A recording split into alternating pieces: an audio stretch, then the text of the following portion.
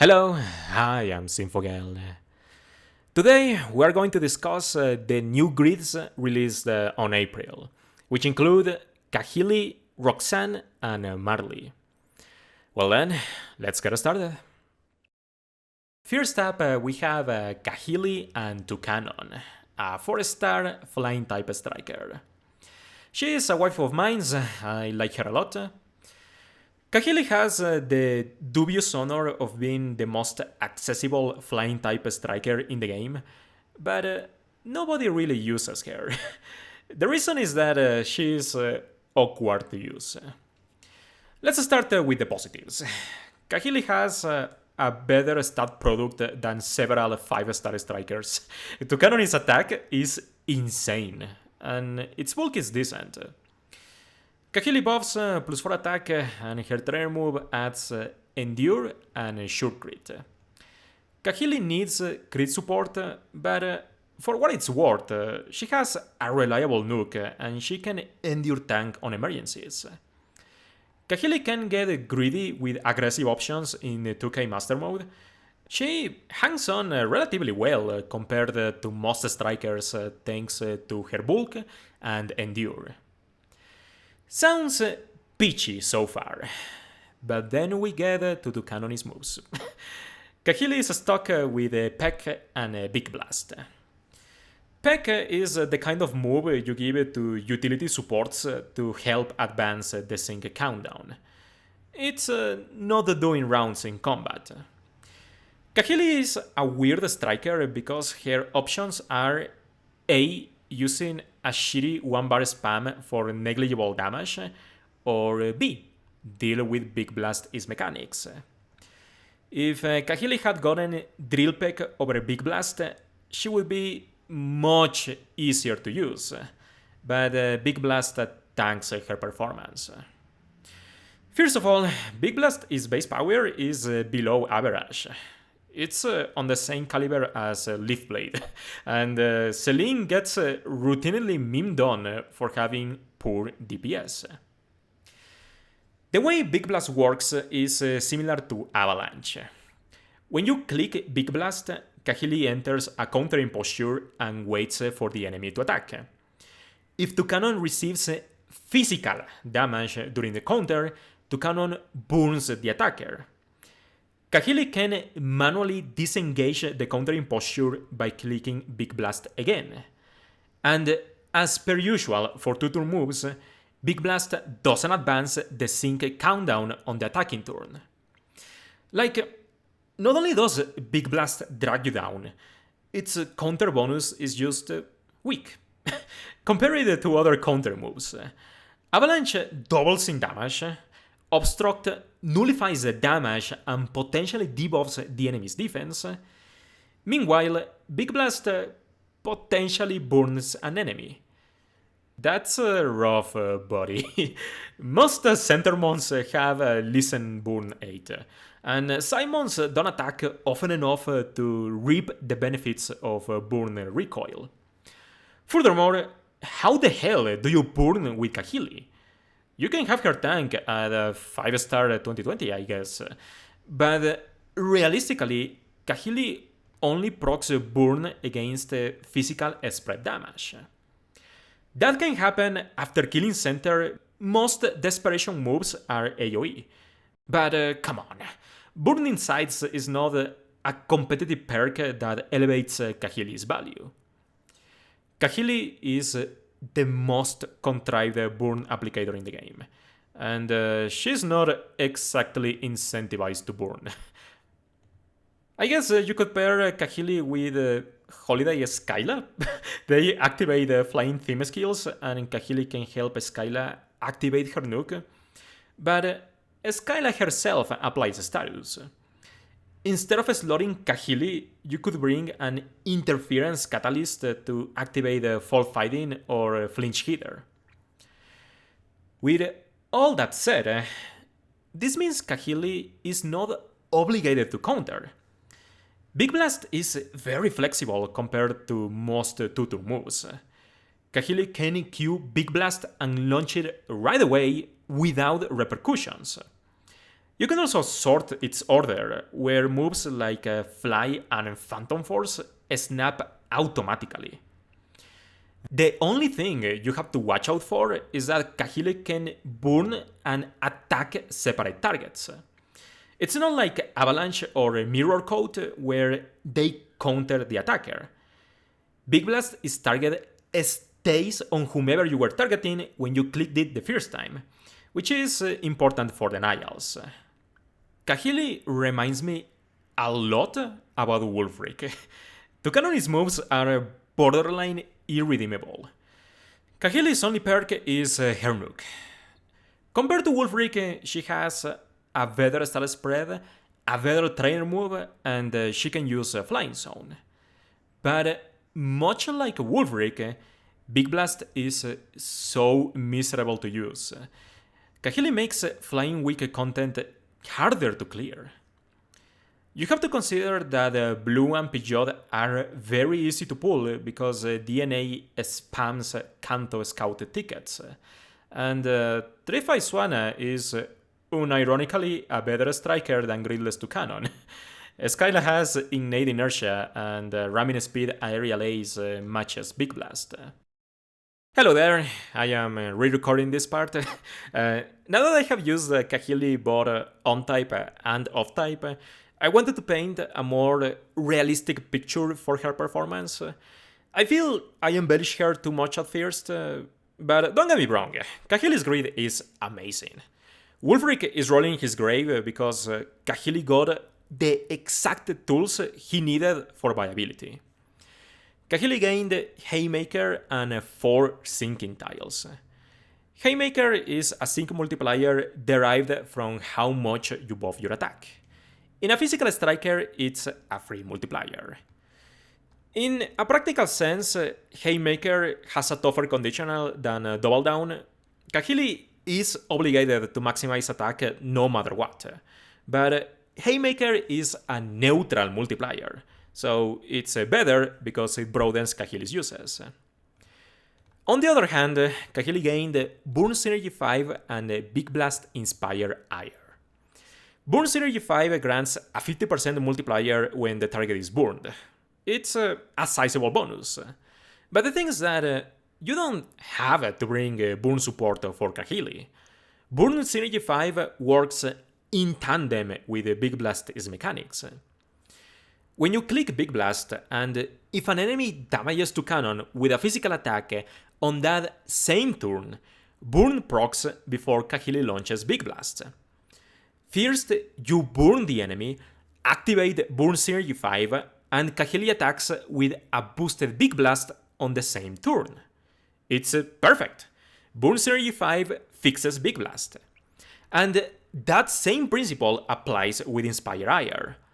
Kahili Q's Big Blast, draws aggro, counters physical damage with a burn, and retaliates with a boosted Big Blast on the very same turn.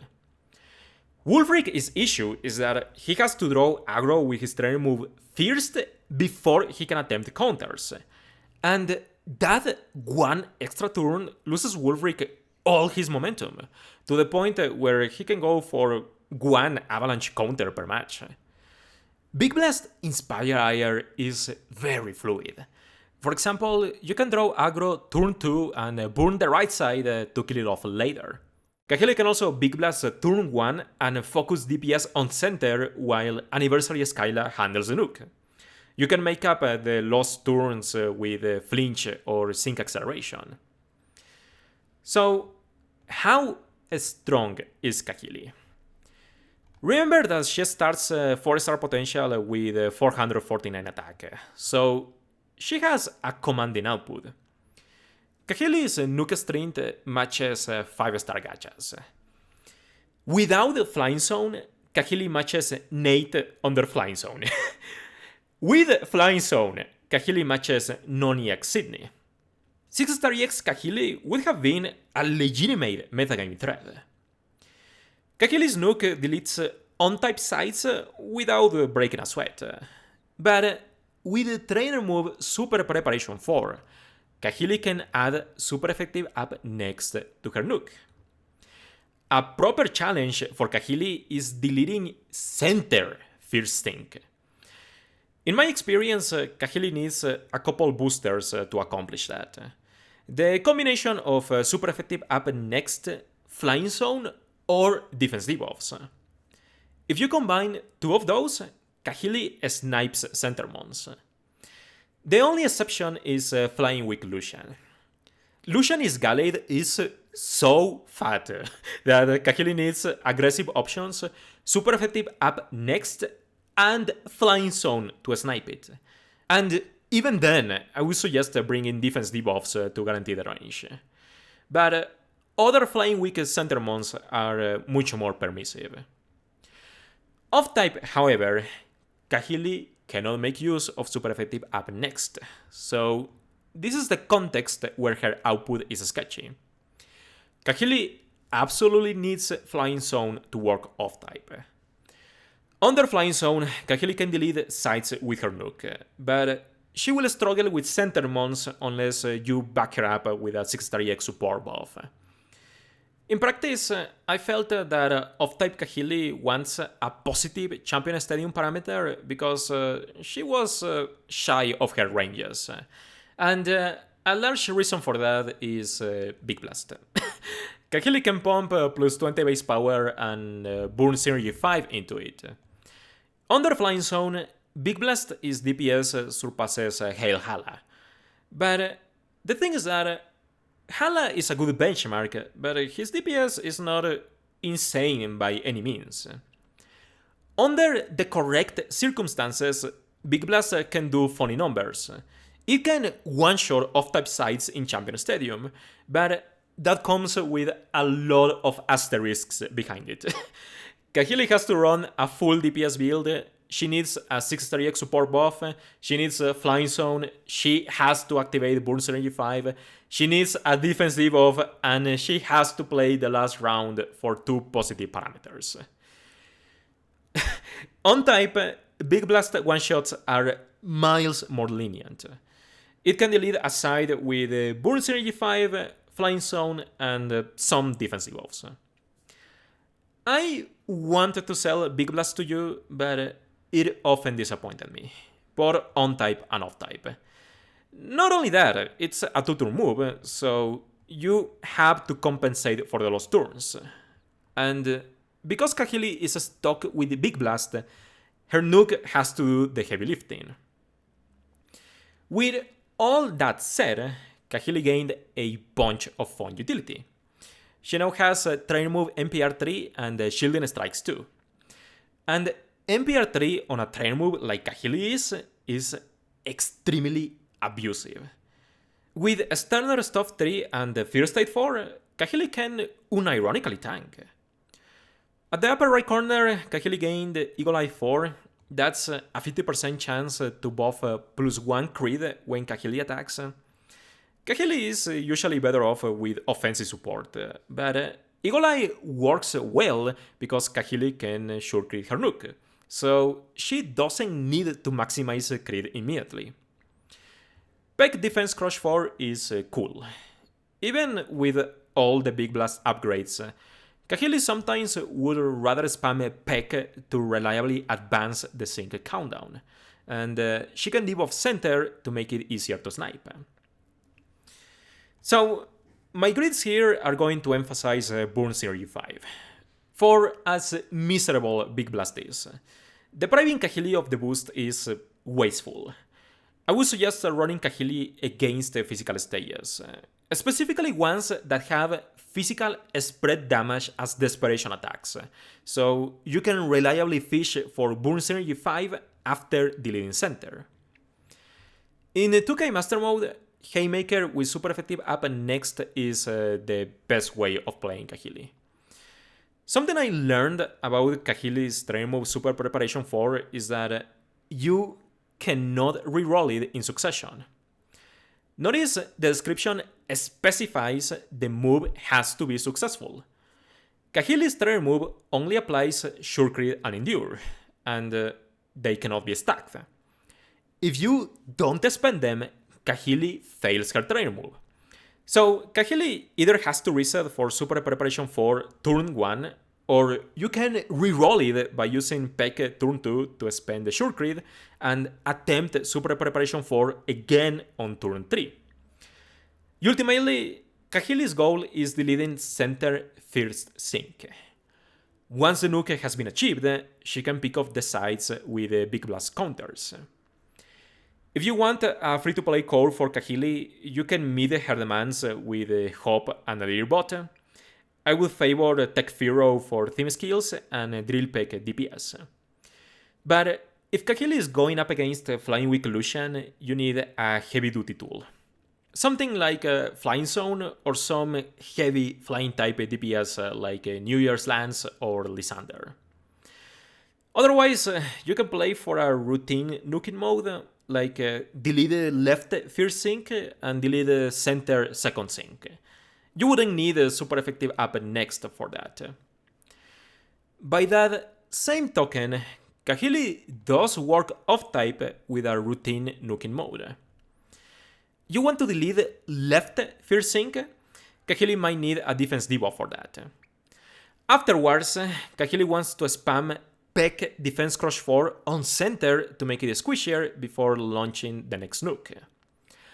After deleting center, Kahili can finish off the side that remains with Big Blast. I suggest running off-type Kahili with a positive parameter in 2K Master Mode, and I would also give Anniversary Skyla Defense Crush 2 as a lock skill, so she can fish for debuffs while spamming Air Coder. You can round that core with Kiawe for attack, special attack, and crit support, plus Shadowbone debuffs. If you want to grid Eagle Eye, it's the same idea, but Kahili has to sacrifice a sinking tile, which affects her output. Back to the whole Inspire Ire shtick. Inspire Ire allows Kahili to fish for burns earlier so she can function as DPS. This mode is serviceable because of Endure, and Toucannon is naturally good bulk. And if your Anniversary Skyla is 6-star EX35, this is the best way to play Kahili because Skyla outnukes Kahili at a +2 special attack. But if your Anniversary Skyla is 1-5, Kahili can drop defensive utility for Haymaker. I tried this mode off-type, but I didn't have much fun with it. Kahili needs a lot of backup to one-shot sides with Big Blast. The output generally doesn't compensate for Big Blast is 2-turn mechanics. Lastly, there is the tanking mode. This is the kind of build I typically recommend against, but Kahili has naturally good bulk. She lowers physical damage by 30%. She has a healing burst, and she is so good at endure tanking. Tank Kahili is legit. I used her to tank Psychic Weak Flint. She brushed off his physical damage, and Endure doesn't care about how much Fire Blast does.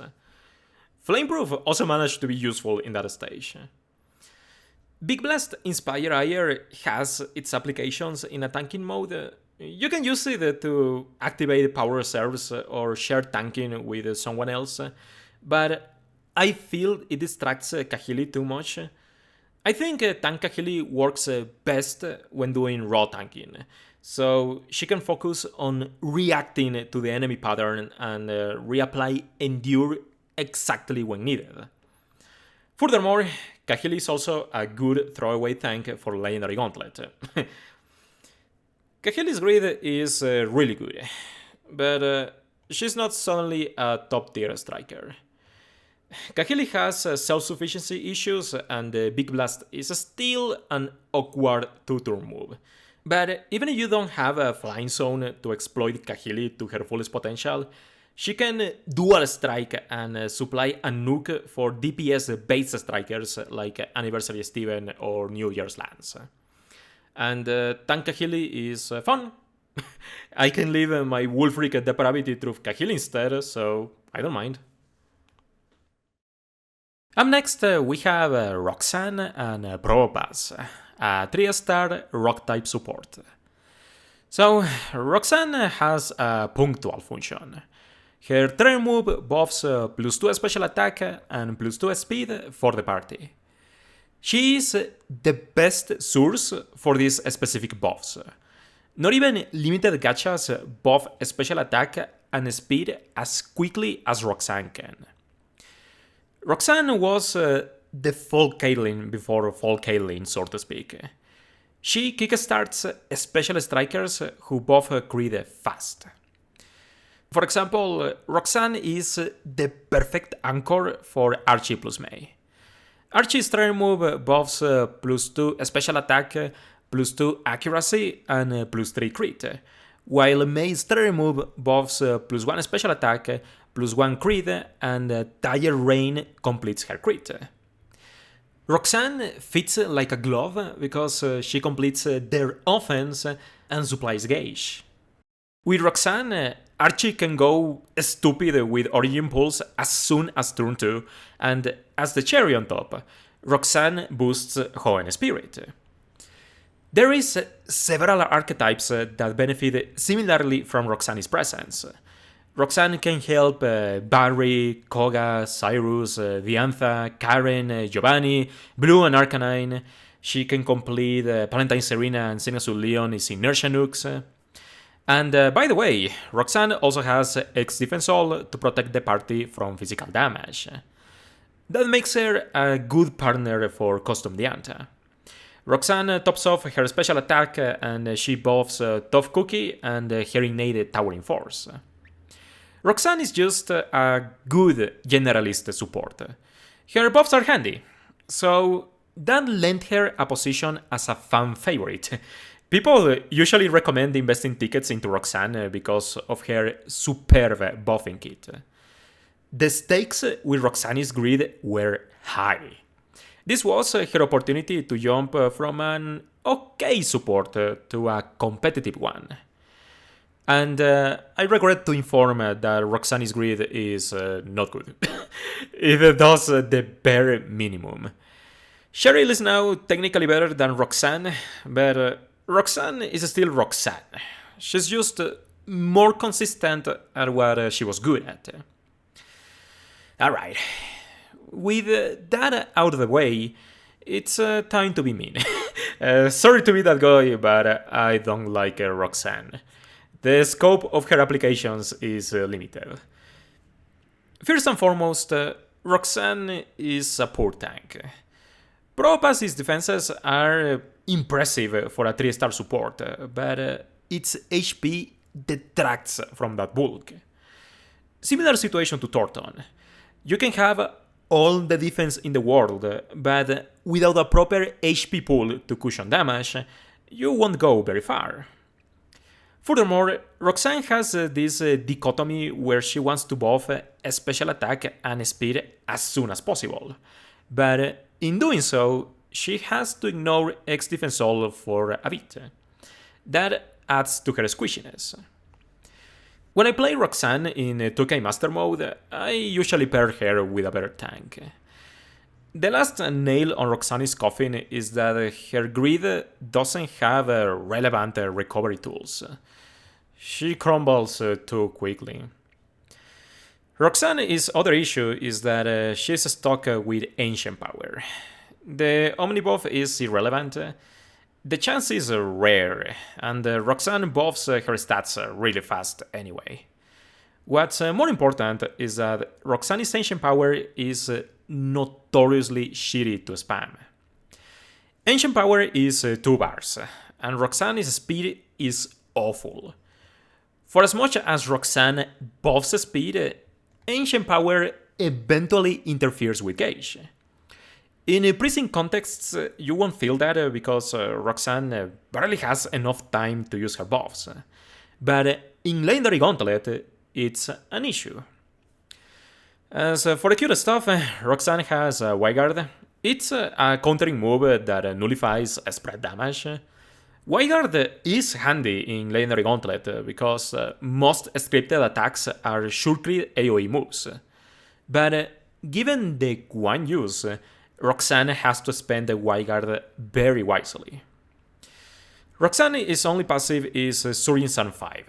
It's a reference to Sun Force in the main series games. I have used Striker Roxanne before. It's an awful meme. Roxanne starts 3-star potential with 440 special attack. You could give Roxanne Surging Sand 15 and Ancient Power would still be mediocre. We will talk more about that later, but Roxanne's cohesion in Sand archetypes is poor to begin with. Roxanne is weird because her utility stagnates the longer a match goes on. Roxanne can barely tank, she has no offense, and her gauge is average. Her value lies in how quickly she enables her teammates. I exclusively run Roxanne for my Archie plus Mate team, and rarely anywhere else. These days, I prefer running Cheryl because X Special Attack called Pepper Rally 1 accomplishes the same as Roxanne's trainer move, but Cheryl has healing bursts, so she's more versatile. So, what did DeNA do? Look how they massacred my girl. Roxanne did gain tanking passives, but they are Unbending, Stalwart, Surin San 1, Survivor Mentality 2, Endurance, and some Wildguard stuff that never procs. Alright. Endurance is okay for Roxanne's playstyle. She can sponge 1 to 3 hits at most. Endurance guarantees Roxanne sticks around for at least 3 turns to distribute her buffs. I can't complain, but what Roxanne needed the most is a healing burst. With this grid, Roxanne is still a mediocre tank. The good news is that Roxanne's buffing kit got better. With X Defense All, Move Point Refresh 3 or Shielded 1, she can maximize the party's defense. And the Trainer Move Point Refresh 3 can be complemented with Barricade Bodies 1. Roxanne can now buff special defense. And now that she has a chance to maximize speed, her long-term gauge is not hot garbage. Then there is the random stuff. Ancient Power MGR3 is great, but most Roxanne grids cannot afford it. Ancient Power Swagback 2 grants Roxanne a 30% chance to Omnibuff, but now that Roxanne has MPRs and Barricade Bodies 1, there is no point to buffing with Ancient Power. Roxanne's buffing kit takes care of all her core stats. Adrenaline 1 is useless. Synchro Healing and Team Sync Rion are good syncing passives when you have nothing better to do with your sync move, but Roxanne's sync is so weak, it doesn't justify saving the turn. Just quad Q, dude. Get good. If Roxanne had a 6-star EX, Adrenaline 1 would not be a wasted tile. I would have preferred a stat tile over it, honestly. Oh, and before I forget, don't bother with Roxanne's Wildguard tiles. Like, Lana has Wildguard NPR 5 and Block and Heal 9, and I never use them. Predictable AoE moves happen so sparingly, you won't realistically spam Wildguard. Yeah, Roxanne's grid is bare bones. Not only is it bad, it's difficult to work with, because her tiles are expensive. The standard Roxanne wants to prioritize Endurance and Trainer Move Barricade Bodies 1. They are her best passives, so we have to make do. The problem is that, in doing so, Roxanne cannot reach X Defense All Shielded 1, so she has to settle for the NPR 3. If the stage you toss the Roxanne at doesn't use special moves, you can drop Barricade Bodies 1 for X Defense All Shielded 1 to maximize defense faster. With the spare energy, you can bulk up Roxanne by a fair margin. This HP plus 30 tile does wonders to her survivability. I know X Defense All NPR 3 is a waste, but Unbending and Stalwart are really expensive. They sacrifice a ton of bulk. I am telling you, this grid is a pain. If you want to believe in Wildguard despite my objections, you have to sacrifice endurance. I don't think it's worth it, but don't let me tell you what to do. Now, let's dwell down the rabbit hole of Roxanne is Sand mode. Roxanne has Sand Shelter, Surin Sand 1, and Sands of Time 1. Under Sand, Roxanne generates health and gauge. Awesome! Roxanne is a semi-justifiable budget Sand tank. She tanks better than Acerola and Tech Kabutops, but just barely. Acerola tanks adequately because she has dual healing from Regeneration and Surinsan 1. So it's more like Roxanne has time to buff defenses while Acerola doesn't. But you see, I shouldn't be comparing a tank to motherfucking Acerola. Acerola scratches the bottom of the barrel of functional tanks. I need you to realize this is the threshold of bulk we are dealing with here. Both Acerola and Roxanne explode in 2K Master Mode. Roxanne needs Acerola for flinches. If Roxanne had a real sand passive like a sand screen, then going out of the way for it would be justifiable. She would be great. The real problem is that Roxanne doesn't compress sand. Ingo is the anchor for sand teams because he compresses buffs, tanking, and sandstorm. You have to provide sand for Roxanne, so she's not much different from running a conventional support. And when we contextualize how Roxanne fits in sand archetypes, she collapses. The vast majority of sand abusers are physical, so Roxanne can only help Rion and Classic Blue. I am going to give you grids custom made for them.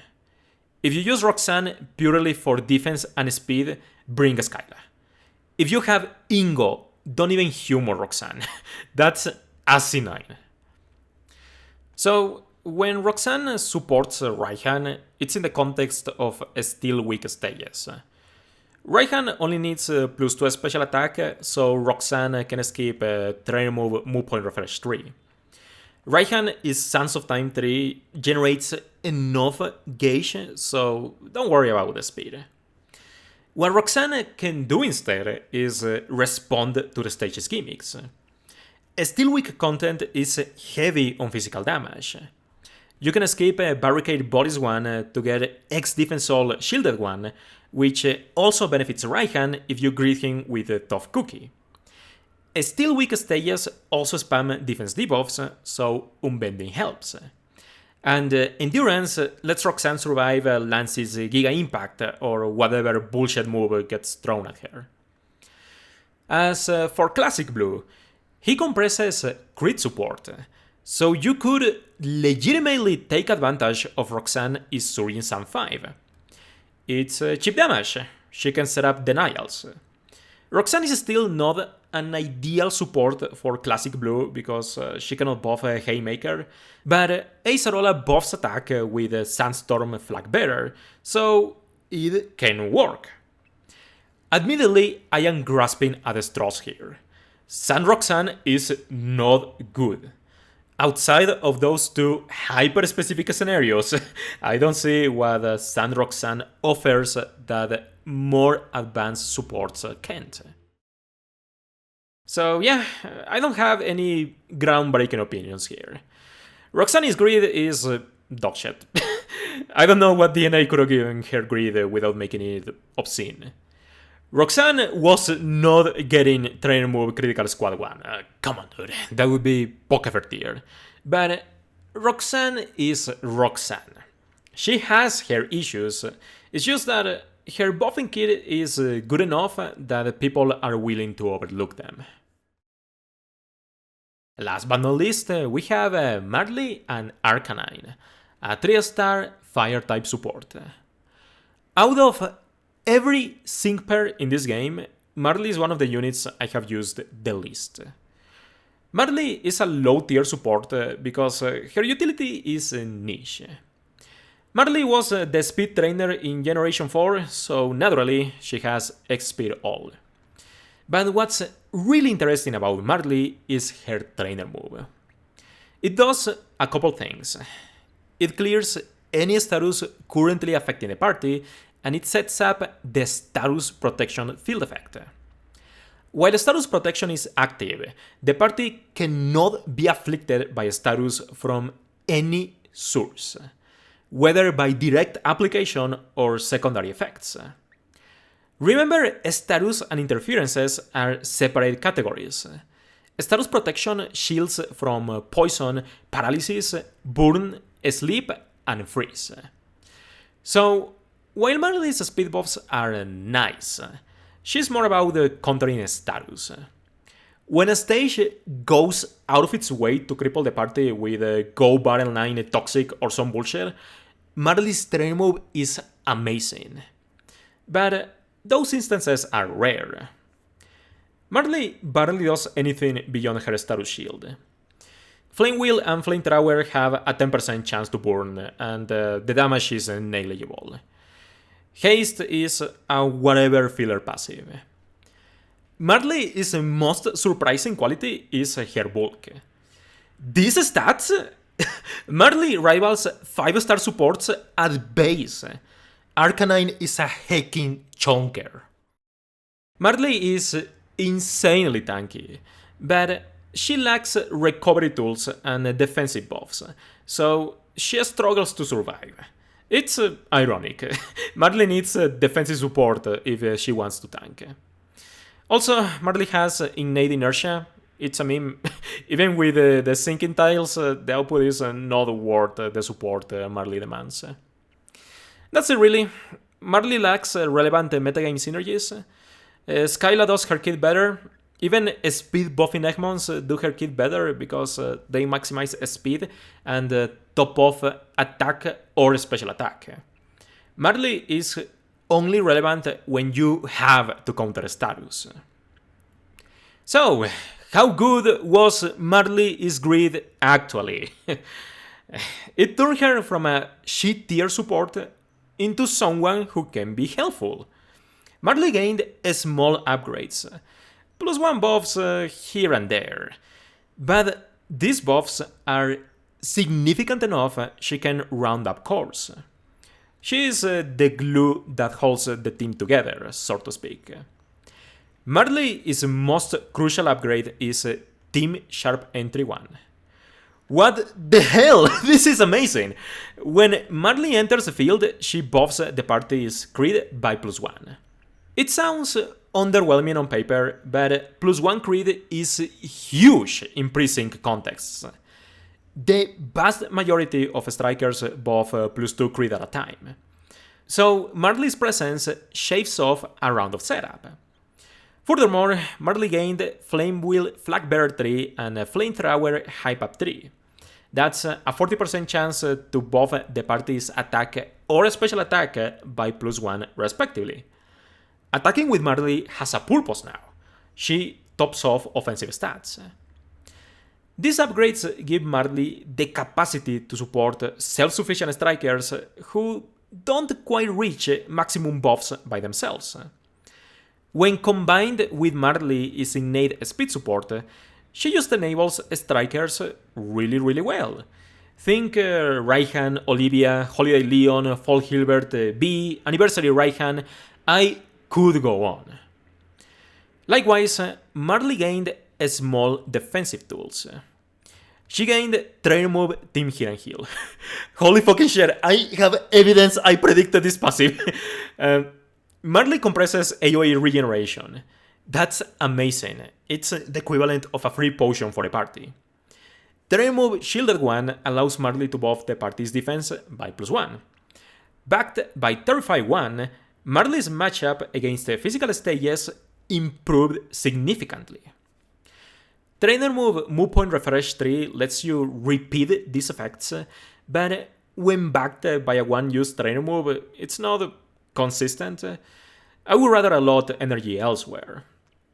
Marley didn't suddenly become a tanking behemoth, but with her amazing natural bulk, she can cover a party by herself. So I think that's Marley's core utility. The rest is cute, but I don't go out of my way for it unless the stage demands it. X-Speed All Pepper Rally 1 lets Marley maximize speed reliably. This invalidates X-Speed All MP Refresh 3, but this can maybe help against Moltres. But the deal is that Marley buffs plus 4 speed at base. When you add Team Hit and Heal and MGRs to that, Marley's gauge is solid. Plus 6 speed is overkill, unless you are setting up ramming speed or inertia. Marley gained a Sun mode between Healing Zone 1, Speeding Zone 1, and Sunny Disposition. Nothing is stopping Marley from supporting Sun Strikers, but such team compositions assume a team slot for a Sunny Day setter. That puts more pressure on Marley to cover for her team. Marley can pull it off, but I find that she's generally better off ignoring Sun passives in favor of buffing tiles. But Healing Zone 1 is pretty good. Group Fire Guard is interesting. Marley can filter fire type move damage. Marley typically cannot afford Group Fire Guard because she has to prioritize Team Sharp entry and assorted utilities, but it's pretty good to counter Moltres. With Marley's status protection, she can anchor for weatherless teams. Lastly, Marley gained Hostile Environment 4 and Scorcher 2. Hostile Environment 4 bumps Flame Wheel and Flamethrower's chances to burn up to 50%. Marley is a semi-reliable burn applicator, and considering all the other utilities she compresses, she's theoretically a solid burn enabler. The issue is that burn synergy users don't need help to burn. Leon Flannery can burn reliably, so they benefit more from weather rather than applying burn early. Burn's true value lies in its utility. Earlier, I lambasted Kahili's burns for being wordless. That was partly because of how difficult it is to burn with Big Blast, but Fireweek content is geared to make a burn useful. Fireweek center mons often have less burn resistance. Burn lowers their physical damage, and it neutralizes the gradual healing option in 2K Master Mode. Burn also adds a recoil animation, so it stalls for gauge. Even if burn applicators don't care for early burn that much, Marley can enable dirty fighting users, most notably Karen. Karen loves Marley's crit, speed, and burn support. Scorcher 2 is also fascinating. You probably haven't heard about this passive before because it's typically reserved for seasonals. Scorcher amplifies burn recoil, just like Poketrap and Potent Toxin for their respective status. Marley is the most accessible Scorcher user in the game, so she is a good component for burn stall archetypes. Sinnoh Champion Stadium demonstrated that DeNA is willing to throw difficult stages at us, so burn stalls is a good backup if you struggle with Fireweek content. People already use Flannery to perform burn stalls. Marley is a straight upgrade thanks to all her buffing utility. I think every Marley grid should run Team Sharp entry and trainer move Team Hit and Heal. These two passives completely shift Marley's dynamics. So you adjust the rest depending on team composition. If Marley is supporting a physical striker, you obviously want Flag Bearer to top off attack. Marley can run Train Move Shielded and MPR3 to repeat her buffs. But if you really want a Flame Wheel MGR3, you can sacrifice the Train Move MPR3 and still get Shielded. If you want Marley to buff a special attack, then you detour for Hype Up instead. But if you want the MGR, you have to sacrifice Shielded, unfortunately. If Marley supports a striker who completes their offense by themselves, then you can go for Pepper Rally to maximize speed. It's also just as useful if Marley has to set up inertia. But what if you want to inflict burn for the recoil damage and to enable dirty fighting? Marley can grab all her core utility and still afford Flag Bearer. It's a similar idea for burn stalls, but you skip offensive buffs for all the defensive support Marley can muster. But what if you are running Marley under Sun? She can take advantage of healing someone for recovery. What if Marley is fighting Moltres? She wants a group of Fire Guard to protect her teammates. I don't mean to overwhelm you with options, but I want to demonstrate that Marley is versatile. Each of the grids I show you can have further micro adjustments. I personally dislike Train Move and Refresh 3, so I usually skip that. Gridded Marley is wild. She's going to be a staple in my Laner Gauntlet guides, I assure you. Alrighty, we are done with the April data mine, so I'll get working on the May data mine now. Thank you for watching, take care, and I hope to see you another time.